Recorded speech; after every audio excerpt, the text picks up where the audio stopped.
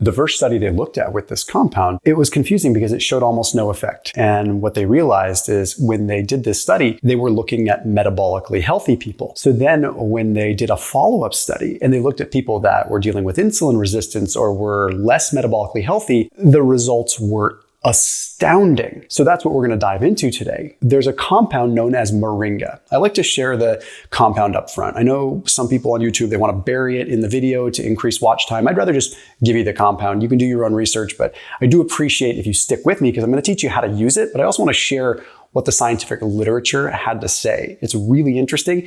And the proper education, I think, is really important for the good utilization of Moringa. So if you can, drop a quick comment down below just because it kind of helps the algorithm out, but also it just boosts the engagement a little bit on this video. So we'll dive into all the details. I also put a link down below for Thrive Market, which is a place that you can get your groceries ordered and delivered to your doorstep. And that's a 30% off discount link plus a free gift when you use that link. So 30% off your full grocery order. So you can go there, you can order food, you can order supplements, sort by diet type. So you could order like paleo or keto foods or whatever. And honestly, the ingredient quality is just really good. That's why they're on my channel. So even though there's going to be foods that you might have in your pantry where they could be processed, if you look at the ingredients, they're cleaner ingredients. And that's what I'm all about. So that link gets you 30% off. So again, stock up your grocery cart, make that big first order so you can save some money, and then it gets delivered to your doorstep in just a couple of days. So that link in the top line of the description. So Moringa is really interesting because Moringa has different phytochemicals and antioxidants in it. So it's got a bunch of different things. So we're talking quercetin, chlorogenic acid, it's got vanillin, gallic acid, it's got sinapic acid. The whole point is it's a particularly unique compound because of all the different angles that it can come at the body with. Now, the main thing that it's been noted for, which isn't necessarily the place with insulin resistance, is it activates what's called NRF2. So like sulforaphane, which Dr. Rhonda Patrick talks about a lot, Jed Fahey, all these guys, NRF2 is what signals the body to turn on its antioxidants. Okay, so really important that our body turns on its own antioxidants and we're not always dependent on taking something like vitamin C or something. Okay, but insulin resistance, in order for this to all make sense, we need to understand one very key thing. Insulin resistance is an inflammatory condition.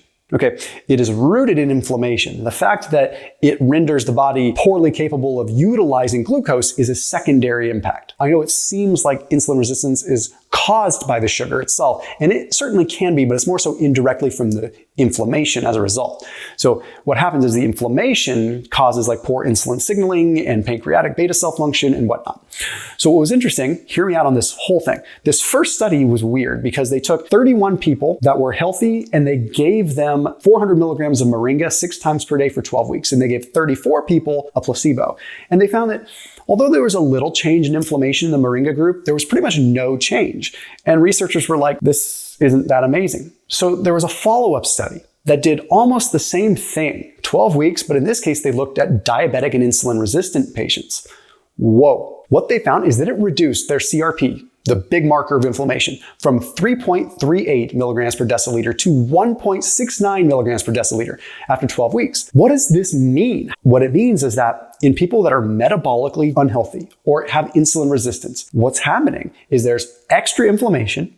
They're also dealing with an inflammatory condition. So Moringa helped turn on the body's anti-inflammatory systems. So it increased interleukin 10, which is an anti-inflammatory, and it turned off nuclear factor kappa B from getting into the cell. So nuclear factor kappa B is like this inflammatory switch that goes into a cell, ultimately into the nucleus, and triggers an inflammatory response. And it's like a master switch. What this did, Moringa blocked nuclear factor kappa B from getting into the actual cell. So it didn't initiate this inflammatory response, which is why it was literally at their cardiac CRP levels cut in half. That's insanely cool. Okay, now we know Moringa is potent. Okay, it's been touted as an amazing food for a very long time. First off, when you're shopping for Moringa, make sure it's Moringa leaves, because a lot of companies, almost all of them, will use seeds and stems and all the other garbage that doesn't have the high isothiocyanate content that you need, the MIC, the actual content within Moringa. Okay, very, very important. So look for Moringa that comes from leaves. Your dose needs to be decently high for this kind of effect. A low dose under 100 milligrams daily can work very well just for baseline, but you need to have these periods where you go a little bit higher to sort of induce this antioxidant, anti-inflammatory effect. It's almost like there's a little bit of a hormetic stress with it that stimulates the body's antioxidant processes, similar to how fasting will induce a stress response and your body upregulates antioxidants. You're inducing a little bit of stress. So you don't want to take Moringa all the time because it's hard on your body to do it all the time. But it can help sort of rekindle some of this stuff to work again. The other thing that a study published in PLOS1 found is that Moringa in mice directly reduced the inflammation at the liver, the spleen, the colon, and the kidney level.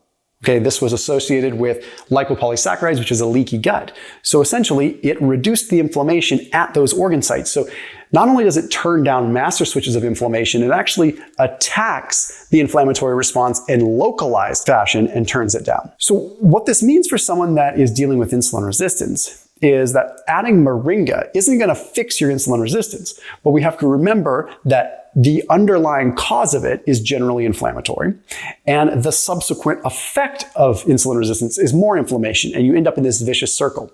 More inflammation acts as sort of a static where the cell can't receive a signal from the pancreatic beta cell because there's so much inflammation that it's almost like can't find its way in the fog to the cell. So if you clear that inflammation, you run a much better chance of the cell being able to receive the signal from insulin and thus begin to absorb some carbohydrates a little bit more. A couple other quick tips to do with this. Okay, while you are active, walking or cycling or lifting weights, have small amounts of carbohydrates to teach the cell to be able to use carbs independent of insulin.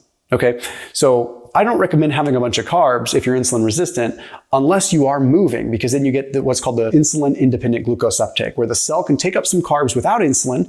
You can start to develop the mitochondrial machinery inside of the cell to understand how to use carbs again without asking the body to produce insulin. So you do this in conjunction with using Moringa maybe a few times per week at a couple hundred milligrams, maybe 2 or 3 times per day. You could look up different ways to use it. And this could be very, very effective at sort of getting your body back on track from a metabolic dysfunction sort of thing. And believe it or not, a lot of people are able to course correct this, right? So it starts with looking at these antioxidant pathways, looking at these anti-inflammatory pathways. So remembering that metabolic conditions are generally inflammatory. And if we can combat that, we can be in a good spot. So as always, keep it locked in here on my channel. We'll see you tomorrow.